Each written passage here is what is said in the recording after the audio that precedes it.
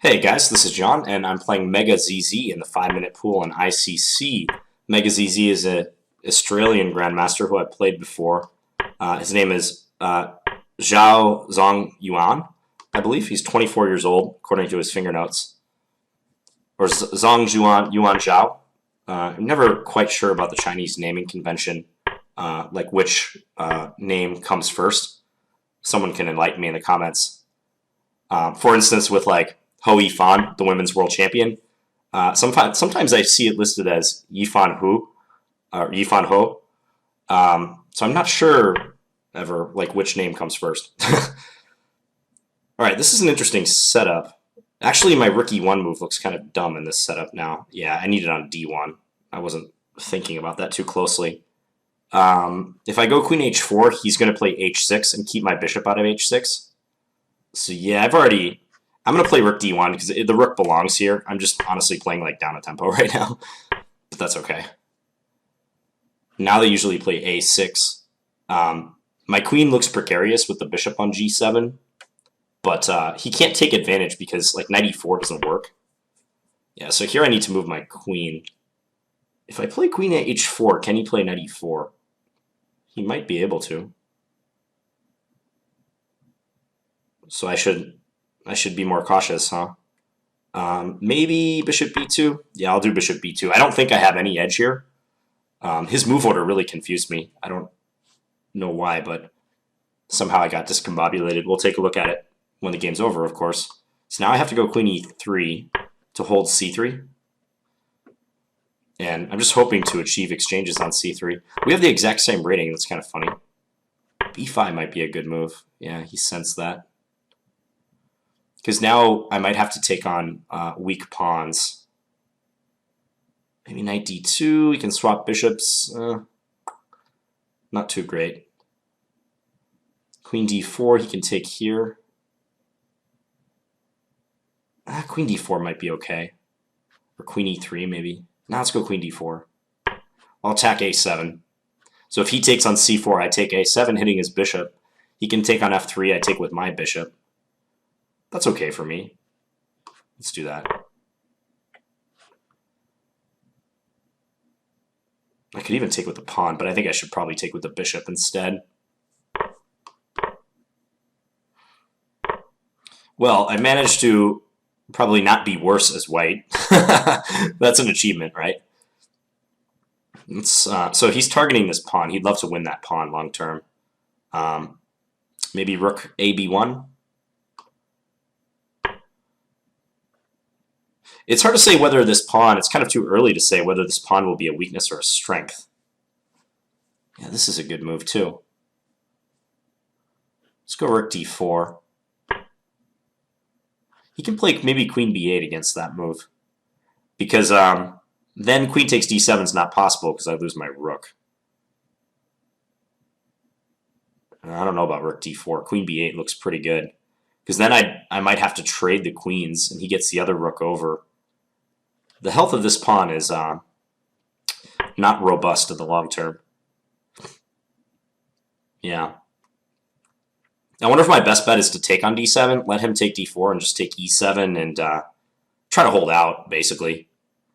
I think I'll do that, because otherwise it looks pretty miserable. This might be an overreaction, but I don't know. It seems annoying for him to play. I have a good bishop, a passed b pawn.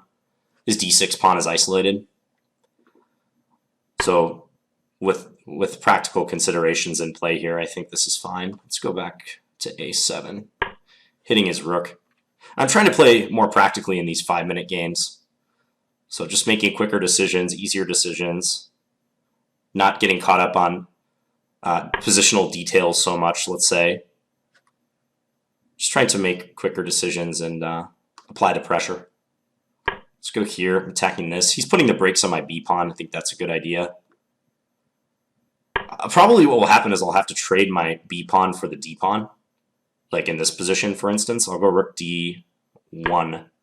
Trying to take the pawn. I mean, he can win b3, but then we get into like what looks to be a pretty drawish position.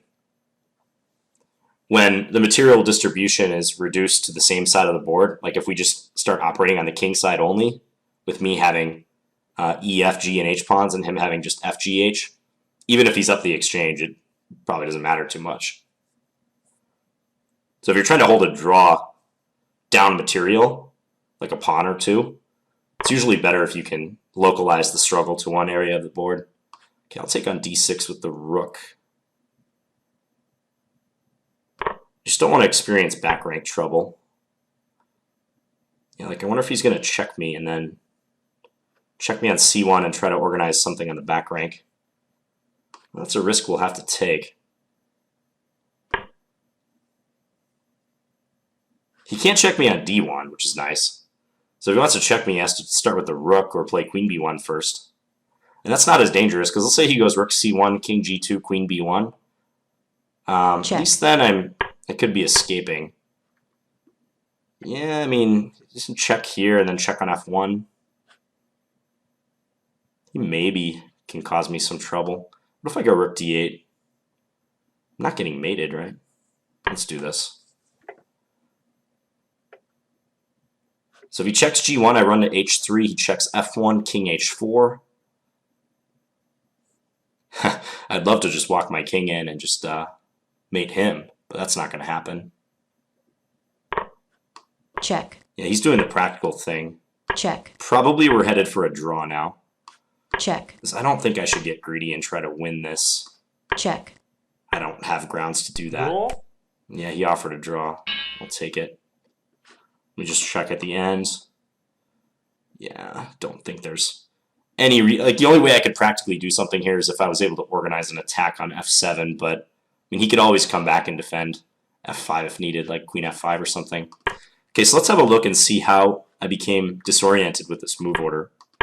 Because this is a line that I don't know what caused me to. Oh, okay. Yeah, I think I was talking and I just didn't realize what was going on. So rook E1 is an okay move when they haven't fianchettoed this bishop in order to prepare E4. Or even when they have fianchettoed this bishop, it's okay. But in this exact position, it's better for white to play D4 right away. And then we'll get a position like I had in the game, but I haven't committed my rook yet.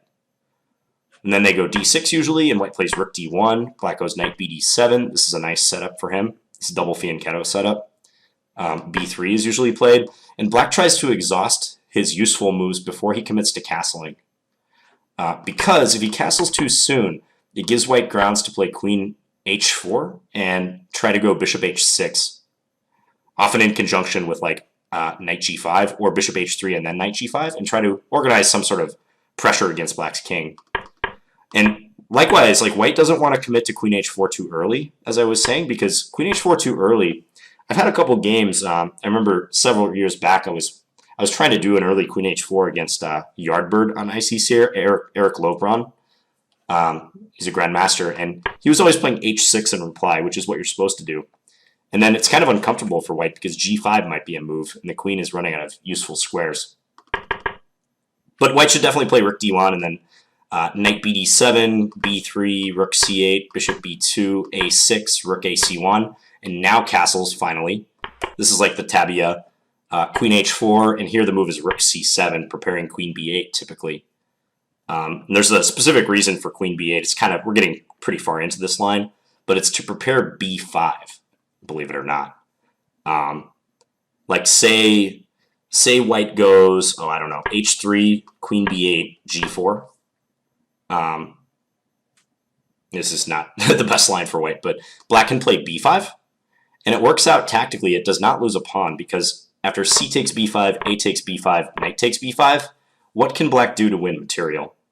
You can pause your recording if you like, if you want to figure it out for yourself. So black to move and win material. Okay, the answer is rook takes C1, rook takes C1, bishop takes F3 with a discovered attack on the knight. And that's why black wants their queen on B8, not A8, as a lot of people think.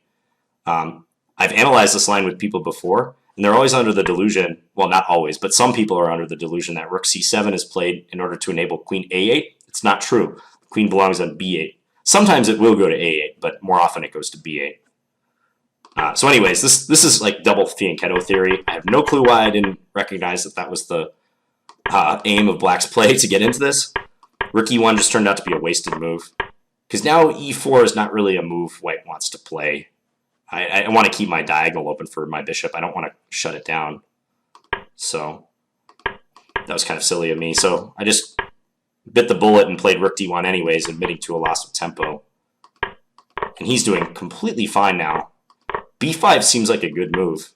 Let's just check the engine and see what it says. Yeah, it already thinks that he's a little bit better now.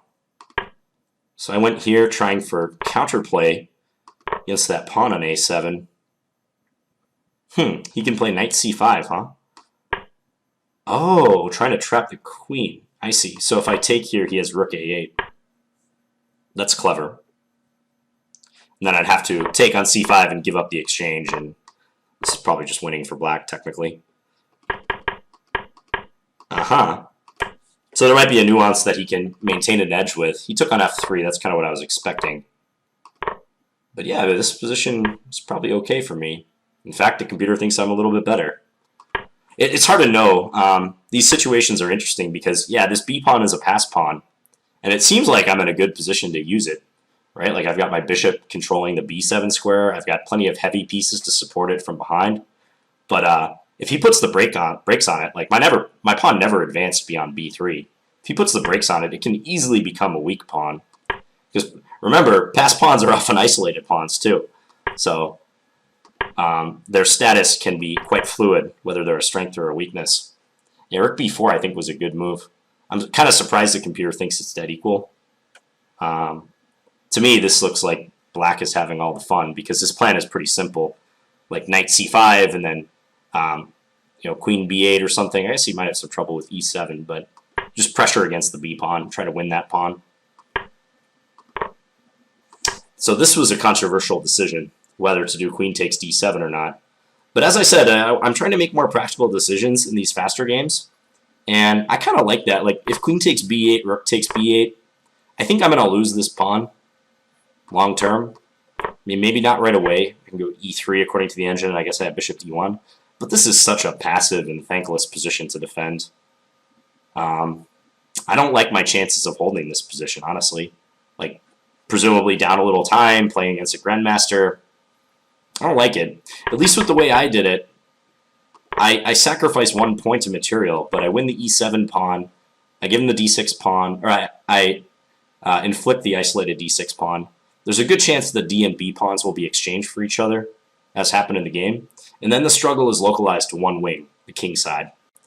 And with me having a slight imbalance, like the good bishop, him having the rook, and also if I can keep some pieces on the board, as I was trying to do, I think I have decent chances to draw. That's what happened in the game. Check. Yeah, so it's very nice that he can't lead with his queen in creating a battery on the first rank and attacking my king. Like, let's just say, ignore the fact that the engine's going to just immediately jump up in evaluation and say, white's completely winning when I play queen d1. Check. Because of rook takes d1. But ignore the fact that I can do that. So let's say I had to play this, and then he can go here. Compared to the game when he had the queen on b1 and the rook on c1, this is stronger because now he's actually threatening queen f1 mate. So I don't have time to do rook d8. I would just get mated. So fortunately, though, I do cover the d1 square, so that's not possible for him. Check. He had to settle for the less desirable battery of rook and queen, and now he's only threatening rook g1, which my king like scampers away. Yeah, and it looks like I made the right call with rook d8.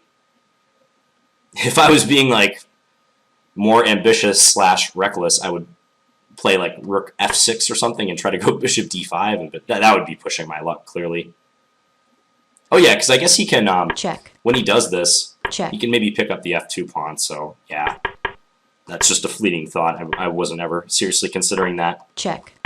Yeah, and this Check. is a perpetual. I mean, he can go f6, but I still check Check. on d7. If he wants to run to h6, I can always check on h3. It's like a pendulum. White has a perpetual. So, okay, I hope you guys enjoyed this game against Mega ZZ from Down Under. And I'll be back tomorrow with another Blitz game. Thank you for watching, guys. Bye.